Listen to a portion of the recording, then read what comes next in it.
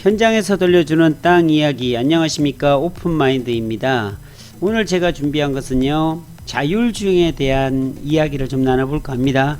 송산 그린시티 1700만 평 중에 남측지구가 있어요. 그 남측지구가 184만 평이라고 하는데요, 그 184만 평 속에 11만 평 정도가 KCT라고 해서 자율주행 실험도시로 만들어지고 있습니다. 이게 사실 공중에서 높은 곳에서 봐서 그렇지 굉장히 넓습니다. 11만 평 정도 되고요. 다양한 시설들을 만들어 놓고서 자율주행 실험을 지금 하고 있는 그런 과정이다라고 보면 맞을 것 같습니다.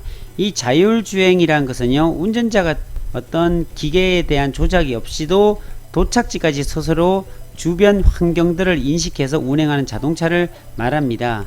지금 전 세계는요, 국가와 기업을 막론하고서 자율주행 분야의 기술 경쟁력과 상승 연구 개발을 위해 뛰어들고 있는 상황입니다. 미래 도시 환경에 가장 중요한 역할을 차지하는 부분이 이 바로 자율주행이지 않을까라는 생각합니다. 지금은 많은 사람들이 운전을 스스로 하고 운전하는 재미도 있다고 합니다, 사실. 그런데 경험이 없는 사람들도 위험하기도 하고 하잖아요. 근데 미래형 자동차에서는요, 자율주행은 필수적인 거라고 합니다. 쉽게 생각해서요, 내가 서울에서 부산까지 가는데 거의 5시간 이상을 가야 되잖아요. 그런데 눈을 딱 감고 있다가 한숨 자고 나면은 바로 서울에서 부산까지 도착했다, 아무 사고 없이. 이 기가 막힌 거 아닙니까? 근데 현재 기술의 진보가 바로 지금 이 레벨 3단계까지 왔다는 겁니다. 전 세계에 가장 자율주행에 뛰어난 회사가 테슬라라고 합니다. 그 테슬라라는 차가 우리나라에서도 지금 수입차 부분에 있어서 굉장히 많은 그 점유율을 장악하고 있는 회사가 테슬라인데요, 그 테슬라 차를 보면은 레벨 3단계까지 왔다고 합니다. 그러니까 자율적으로 차가 차선 변경도 하고요, 속도도 줄였다, 가속을 했다, 여러가지 장애물들을 다 피해가는 그런 단계까지 벌써 와 있습니다. 다만 여러가지 테스트 배드라는 과정들을 거쳐야 되잖아요. 내가 그게 된다고 해서 바로 끌고 나갔을 때 정말로 사람의 목숨이 몇 개 있는 것도 아니고 단 하나밖에 없는 목숨인데, 이런 테스트 배드를 하다 보면 큰 사고가 나가지고 목숨을 잃는 경우도 발생하기 때문에 다양한 평가를 진행해야 되는 것은 당연하다라는 생각을 해봅니다. 이 자율주행 관련 개발이나 안전성 검증을 위해 특정 시설 안에 대한 평가 구축도 해놓고요, 그리고 안전성이 완전히 확인된 뒤에야 비로소 자율주행 기술이 한 단계 더 나아갈 수가 있겠죠. 그래서 지금 여기 보시는 바와 같이 KCT 안에 보면 이렇게 건물들도 있어요. 자동차 안전연구원 같은 데도 있고요, 테스트를 하기 위해서 트랙을 만들어 놓은 그런 부분들이고요. 지금 보는 화면은요, 남측지구입니다. 바로 KCT 아래쪽에 보면은 남측지구 4차 산업혁명 지원지구 산업단지로 만들어지고 있는데, 보세요, 지금 한참 공사하죠. 이게 작게 보이지만 굉장히 큰 부분입니다. 사실은 이렇게 네모나게 만들어 놓은 부분이 작은 부분이 아니고요, 굉장히 큰 부분이고, 지금 저쪽 멀리서 그 남측에 보면 우측으로 토치장이 있어요. 그 토치장에서 산입니다. 산을 다 파가지고서 이곳이 간석지였다고 합니다. 이 간석지에다가 지금 토치장에서 포온 흙들을 쏟아부으면서 토목을 하고 있습니다. 여기 그림에서 자세히 좀 보면은 이렇게 트랙들을 굉장히 많이 만들어 놨습니다. 이게 보면 고속도로도 있고요, 자동차 전용도로도 있고요, 주거지역 같은 그런 형태도 만들어 놓고, 그러니까 다시 말씀드리면 신호교차로라든지 버스 전용차로라든지 아니면 건물 같은 것들을 임시로 만들어 놓는다든지 해가지고 여러가지 주차하는 거라든지 아니면 다양한 어떤 장애물들을 통과할 수 있는 그런 기반으로 지금 실험하고 있는 그런 도시가 KCT다라고 보면 맞을 것 같아요. 그러니까 보행자나 자전거 이용자나 저속으로 이동하는 보조수단 같은 그런 차량들 이런 것들을 어떻게 움직임을 인지하고 이동을 예측하고 판단, 제어하는 단계까지 할 수 있는가, 어린이 보호구역에서는 차들이 잘 멈출 수 있는가, 아니면 통신을 기반으로 스쿨존이나 제한 속도 변경 정보들을 받아 가지고서 감속을 하고요, 무단횡단하는 보행자와의 충돌에는 어떻게 반응하는가, 이런 것들을 다양하게 만들어가는 것이 바로 이 KCT다라고 보면 맞을 것 같습니다. 자, 이 자동차 전용도로 같은 경우는 이렇게 보시다시피 여기도 고속도로가 있는데요. 지금 고속도로가 막 달리고 있잖아요. 이 트랙을 통해서 고속으로 진짜 고속도로처럼 엄청난 속도로 달리고 있는데요. 이 자동차 전용도로 고속도로에서는요, 고속주행 환경에서의 인지 판단 능력들을 테스트합니다.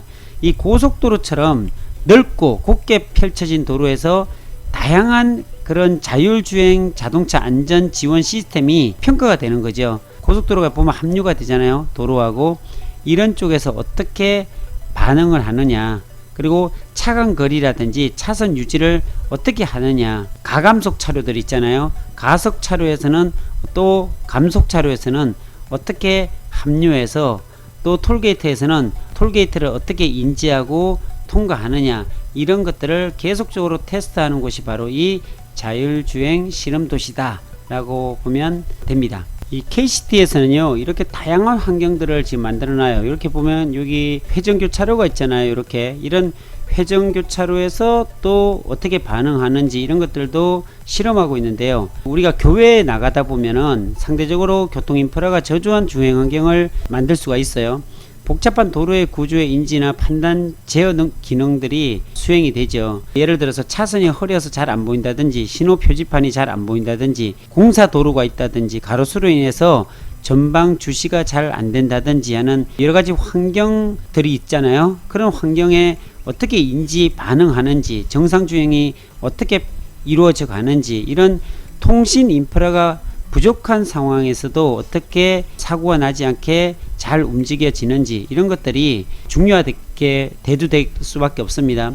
그러니까 통신 음영이 발생하는 곳이나 터널 통과 같은 이런 통신 장애에서도 평가를 받아야 되고요. 사고로 한순간이면 우리가 목숨을 잃기 때문에 이런 회전교차로라든지 통신장애가 발생했을 때 사고를 미연에 방지하는 이런 부분들까지도 자율주행 실험도시에서는 계속적으로 하고 있습니다. 지금 한창 그 밑에 보면은요, 공사를 하고 있네요. 지금 이렇게 이쁘게 판을 네모나게 만들어서 덤퍼트럭들이 와서 계속 지금 흙을 쏟아붓고 토목을 하고 다듬고 하는, 이게 바로 4차 산업혁명 지원지구 산업단지라고 보면 맞을 것 같습니다. 그 아래 5G와 관련된 수많은 부품 회사들, 그리고 5G를 만들어가는 어떤 첨단 기업들이 다 위치할 곳이 바로 이곳이다라고 보면 될 것 같습니다. 이렇게 지금 한참 토목공사 하고 있죠. 고압선 같은 경우들은 다 지중화로 다 묻힐 거고요. 단지 내에 있는 이런 임시로 만들어 놓은 것들은 다 없어질 거고, 지금 정면에 바라보는 이쪽이 보면은 산업단지가 있고요. 이쪽으로 지금 이 도로를 통해서 흙들을 퍼나르고 있는 과정입니다. 지금 덤퍼트럭들이 흙을 잔뜩 싣고 와서 이렇게 4차 산업혁명 지원지구 산업단지 아래쪽으로 땅을 다지는 토목공사를 하고 있고요.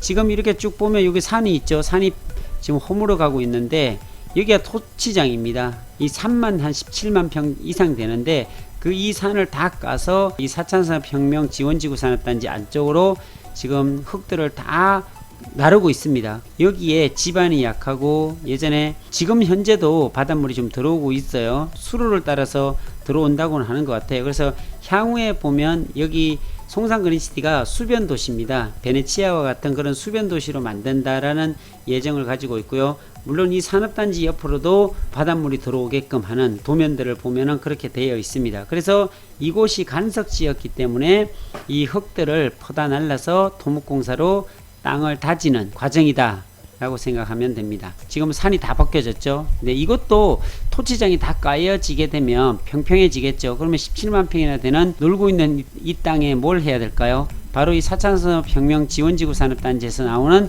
수많은 기업들, 고용된 인프라들이 쏟아져 나올 때 주거지역이라든지 이런 것들이 형성이 될 수가 있겠죠. 정말로 큰 단지입니다. 180만 평 가까이 되는 이런 산업단지, 자동차 테마파크, KCT 이런 곳에서 쏟아져 나오는 인력들이 잠을 자야 되고 식사를 해야 되는 이런 주거시설들도 필요할 텐데, 그런 것들이 이 주변에 하나도 없어요. 정말로. 그럴 때 대체할 수 있는 곳이 바로 이런 유보지에서 나오는 놀고 있는 땅, 이런 땅이지 않을까라는 생각도 조심스럽게 해봅니다. 밑에는요, 작은 일반 그 기업들이 있어요. 화면에 이렇게 보면은 이 밑쪽이 마도입니다. 그리고 지금 단지를 계속적으로 만들어 가고 있고, 이 부분까지 지금 거의 다 수용돼 가지고요. 여기에 지금 지나가는 곳이 이게 평택 시흥간 고속도로예요. 딱 붙어 있죠. 평택 시흥간 고속도로에 딱 붙어 있고, 이 고속도로를 토끼굴이 여기 있습니다. 토끼굴을 지나서까지도 여기가 산업단지입니다. 이 왼쪽에 있는 데가 자동차 테마파크 부지고요. 현재 화면에 보는 데가 이 KCT죠. KCT 옆쪽으로 보면 이쪽으로 서해안 복선전철이 생기고 바로 송산역이 이 주변에 생긴다라고 보시면 맞을 것 같습니다.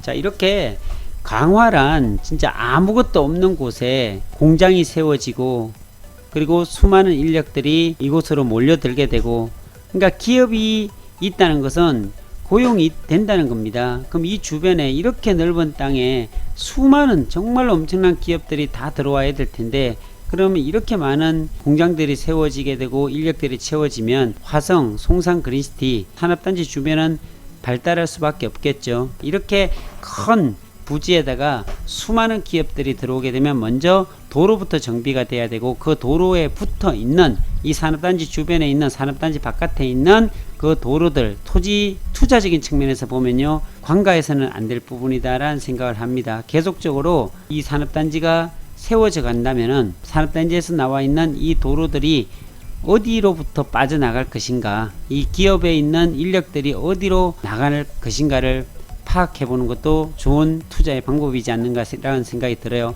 왜냐하면 모든 것들은 유동성이 있어야 되기 때문에 그 유동성이 있는 곳에 위치한 도로, 그곳이 어디인가, 그 주변에 땅은 분명히 상승을 하게 돼 있고 우리가 생각하는 것 이상으로 지가는 오르게 돼 있다는 사실입니다. 자, 현장에서 들려주는 땅 이야기 오늘은 여기서 마치도록 하겠습니다. 감사합니다.